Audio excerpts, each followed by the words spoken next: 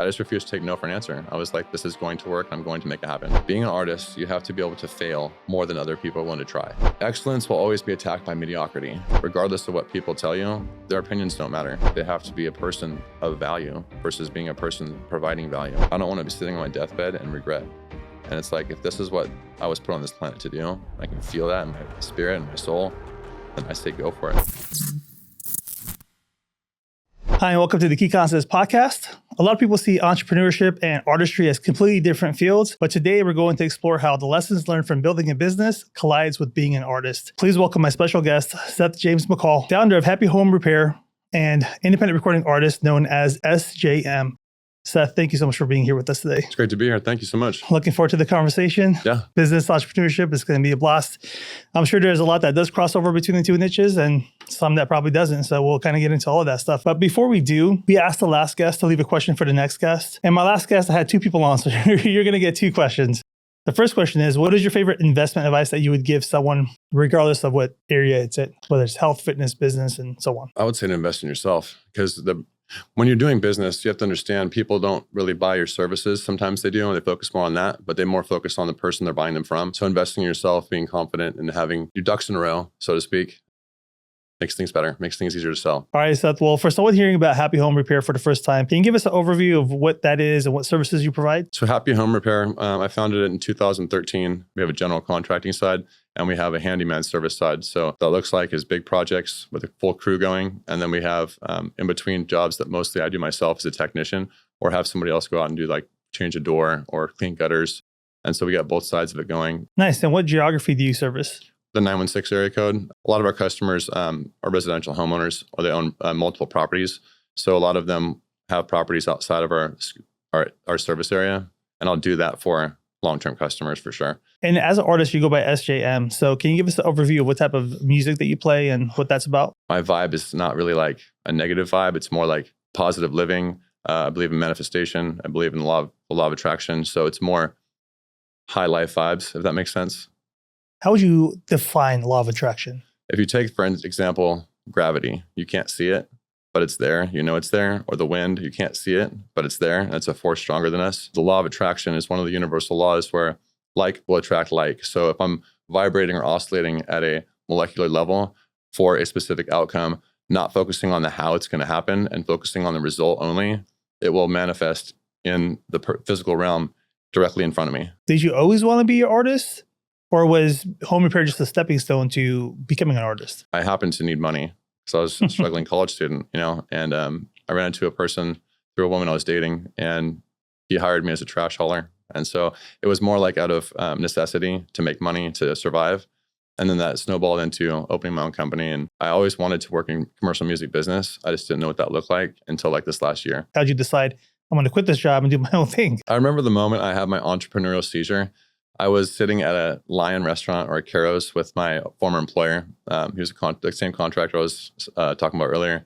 And I remember asking him for a raise, and I was making like $10 an hour. And I'm like, I can't support myself on this wage. I said, you've taught me everything. We kind of know the same things. And he said, no. And so I stood up from that table and I was like, I'll figure it out.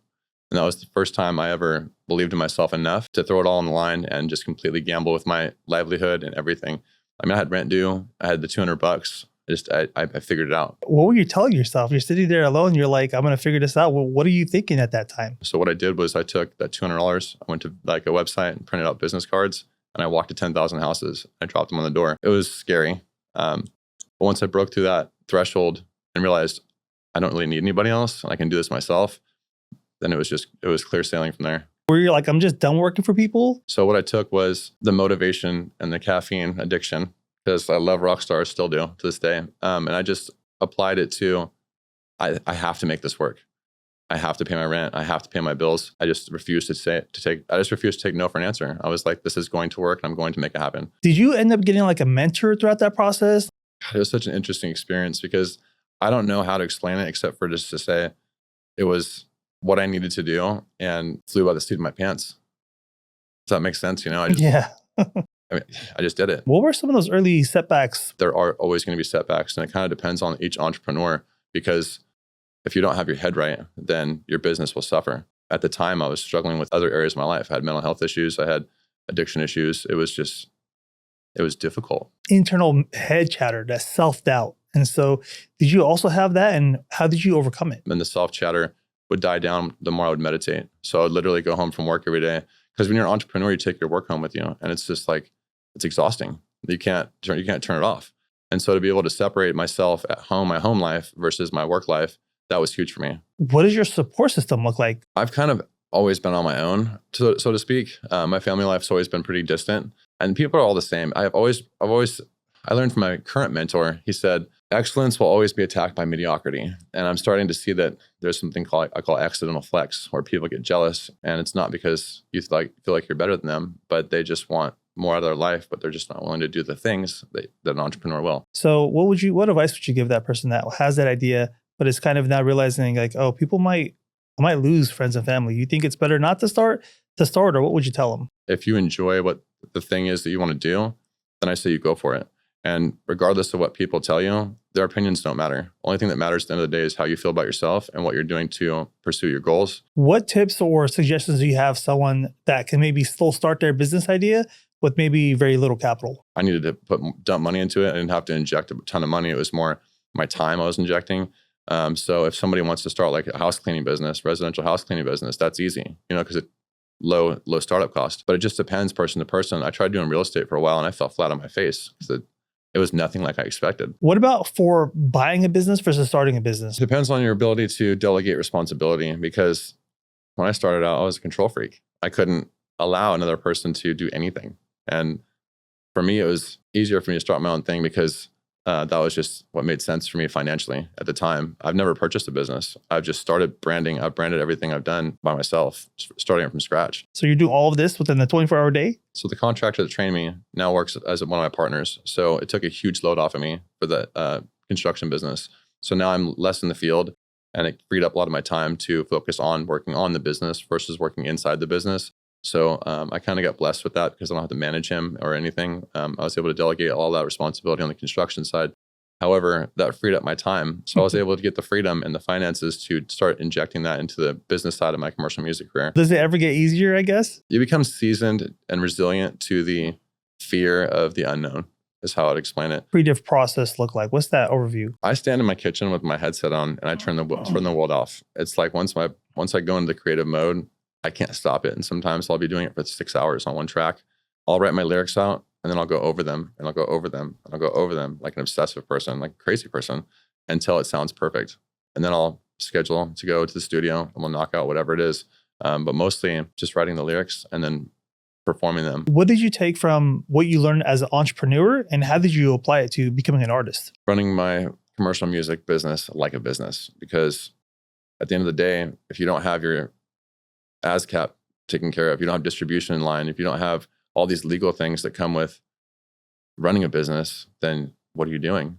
So then was it more of like the business structure that was more easy? For me, it was more of an overview of how am I going to make this work and what is the outline going to be of how I'm going to pursue this thing? And so for me, it was easy to structure it around running like a business. And was it those same qualities that helped you become successful as a musician? If somebody wants to do any sort of success in any sort of business, they have to be a person of value versus being a person providing value. What qualities do you think that they need to be successful? I think one of the most important qualities is work ethic. You can't get anywhere if you're not willing to get out of bed and do it. I mean, there's days where I'm working 14, 16 hours. Get up at 4 a.m. and off until 3 a.m. Or sometimes not sleeping at all. It's just, you have to do it. And so the biggest quality is self-confidence for sure. And then work ethic is right behind it. If someone's watching and they don't have mentors, how do they find them? Most successful people love talking about themselves. So if you can get comfortable with somebody who's successful, it's just as simple as asking them, will you mentor me? And I've had a really good experience with that. What are some of the early challenges that you're facing as an artist? My biggest challenge was, what is my music going to sound like? Another big struggle for me was overcoming adversity, because a lot of the hip hop industry is mostly a different race. And so I had to deal with a lot of prejudice around that. But again, it doesn't really matter what other people think, right? So as long as you can reassure yourself and you can be, this is what I'm doing, I'm staying in my own lane, it really doesn't matter what's going on around you. Is there anything that you would have wanted to know sooner? Knowing that it takes a lot longer and having a little less patience than I probably should in the recording artist side is one of the biggest challenges. So I would tell somebody this is not going to be a long haul. Yeah. What qualities do you think someone needs to have to be an artist? So I fell into a trap. I thought as long as I had a huge ego, then that's what I hear artists on TV. I'm like, oh, they have a huge ego. So all I have to do is just inflate my ego. And that worked counterproductively. So it's a thin line between self-confidence, and arrogance. When you're getting into music, did you have also people to try to get you out of it? It's sad because when you have people that you know for a very long time and then they're not supportive, you can't take it personally. And it's got nothing to do with me as an artist. It's just that's their stuff, because it's kind of like I have so many unknowns that I don't really know what support I need. So again, I just focus on what I'm doing today or what I'm doing this week. And it's, again, the noise is just irrelevant to me. Would you have still kind of figured it out even without mentors? I am indebted to my mentors triple fold. And it's not because they removed roadblocks or someone gave me opportunities for sure. That I couldn't get without them. The sign of a good mentor is they will stand out of the way and give you their connections or their resources. They'll give you whatever you need to do to get yourself there. And my mentors don't bail me out. So it's like, here's what I think you should do. Are you going to do it or not? How do you balance running two businesses at the same time without one overshadowing the other? For me, what I do is one of them pays my bills. And so that takes priority. So as an entrepreneur, my schedule changes by the hour. So I have to be quick on my feet and adapt to whatever that looks like for the home repair side, because without the home repair side, there is no music career because it's fueling it financially. What were the surprises that you're like, oh, this is actually a lot more work than I anticipated? It's the same with the recording artist side. It's been surprising that I have more work than I was set myself out to do. I feel like every single day there's something different. It's like I said earlier, that the levels of changing are changing. So now I have a distributor, and this guy named Josh. He's phenomenal. Mm-hmm. And so I don't have to deal with that. It's like delegating off things that other people are better than me at. And that's okay. It's like knowing my strengths and weaknesses. And so if someone has a better strength that's over mine, then stand out of the way and let them do their job. What tips and tricks do you have for someone who's like grinding right now, is burned out? Like, how do you alleviate that burnout? When I put too much on my plate and I get overwhelmed and I drown essentially in my own feelings, or my physical body being drained, it's really tough to get out of that. I would suggest that people experience it so they know what it looks like. And I would also suggest that you, like I said, time block your time and take time off, because your body needs to recharge. Your mind gets overworked and it's a lot. So I would suggest people balance the other areas of their life with their entrepreneurship if they're starting out. Is going to the gym like a key factor in reducing your stress? Being healthy, eating healthy, and not consuming as many toxins has been extremely beneficial. So going to the gym really, it helps you. It helps everybody. Makes you feel better. You have more confidence and you look better. Someone wants to make this a career. They don't have the capital to fund it, but this is the only thing that they're interested in. Is it profitable? Is there revenue in there? They call it being a struggling artist. People move to LA and they're like, I'm going to figure it out. And then they're homeless. And it's like, okay, I didn't plan to do this. Being in music or a musician or an artist is a black hole of finances. Music costs a lot of money. It's branding and it's not easy. What are some of those branding and marketing tricks that you've deployed? So what I've been doing is I've been doing these like toxic bad life advice reels all over my social media. And that's been branding the pages and essentially causing traffic to flow to the music that's posted there as well. And that also can lead into advertising. Being an artist, you have to be able to fail more than other people are willing to try. And so when you fall on your face, it's a learning experience. Do you think AI is helping or hurting the music industry? I personally don't use AI except for my graphic design for the releases, but I recommend not using it for lyrics or for the actual music. You can type in a couple sentences now with AI and it'll put out an entire album or entire song. But that's not really doing music, is it? So for me, I try to stay away from AI on the production side as much as possible. What are you seeing in the music industry that using AI has these kind of trade-offs? We work our butts off and we go to the studio and we actually speak. And to be able to put it into AI, it's like, is that really doing music? It's difficult because the other side of it is can you profit from that? If a robot is giving you lyrics or making your music, isn't that their copyrights? Can't they send it in and now they own the music? Can you monetize off of something that you didn't make? And so there's a trade-off. It's like, it's still being developed. And so the industry is changing with it, but we don't know where that's headed until we do. There are probably some people though that are sitting at home thinking like, it probably is not even worth it. I can't compete with AI. What advice would you tell that guy that's kind of that has this dilemma? I would just say focus more on your creative side, because whether AI sticks around or helps or doesn't help in the industry, I think that the genuine musician that's playing a guitar or recording their voice or playing an instrument is going to ultimately excel, because it's more creative and it's more authentic. And I don't know, I just don't trust AI, to be honest with you. It's just, Now, as an artist, what has been the most rewarding thing for you? There is a certain feeling and spiritual aspect of standing in a recording booth and hearing yourself on music. For me, that's the most freeing feeling I've ever had in my life. Same as standing on stage. It's like, I feel like the dust clears and the chatter in my head for all the other areas of my life completely just diminishes. And so the most rewarding thing for me has been 100% the performance side of it, whether it's recording in the studio, hearing it, the technician work, and then hearing people's responses to the stuff that we're doing. It's like, wow, like they really are enjoying this. And so it's like, wow, I made that. There's nothing like it. I can't explain it. I feel like that's my blueprint for my entire life, is I'm supposed to be doing this.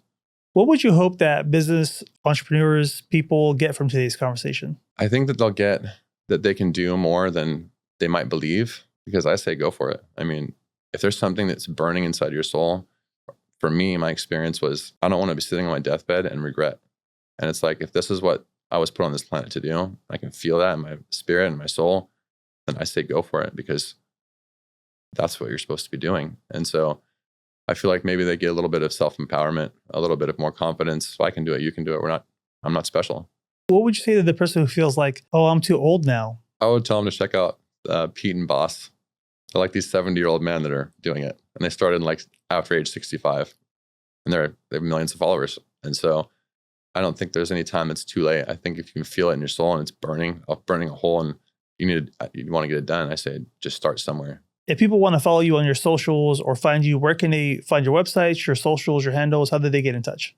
Most of my handles are at official sjmmussick or at sjmmussick official. And so the construction side, we don't really advertise anymore. We have a Facebook page, or we have an Instagram page, Happy Home Repair, at Happy Home Repair. But all of our links are just mostly just social media stuff. I don't even have websites. And it's just been all referral. I mean, since 2013, we've got over 4,000 customers, and we only did the marketing. I mean, we did a lot of marketing, 168,000 cards. So that's a lot. But yeah, it's all not much online besides my music stuff. And then, but you have your YouTube, you have your SoundCloud, Yep. and your IG for that as well. So we'll get all of the social media handles in the description below. For the audio listeners, they can just click into the description. They'll have link backs to all your content, so people will quickly get to your pages and send you a message if they want coaching, if they want mentorship, so on and so forth. So yeah, we'll get all that stuff taken care of in the description below. Excellent. Seth, thank you so much for coming on today's show. It's been a pleasure talking about your business, your entrepreneurship, your journey, and a lot of the advice and tips along the way. I really appreciate you coming on today. Yeah, thanks for having me. This has been fun. Awesome. It's been fun for me as well, too. I mean, it's interesting learning about entrepreneurship and business. I think one of the biggest takeaways from today's conversation is that success rarely happens overnight. It's the consistency, whether you're building a business or building a music brand, and it's the consistency to move forward when you don't have all the answers yet. So thank you for watching this episode of the Keyconceptspodcast, and we'll catch you on the next one. Excellent.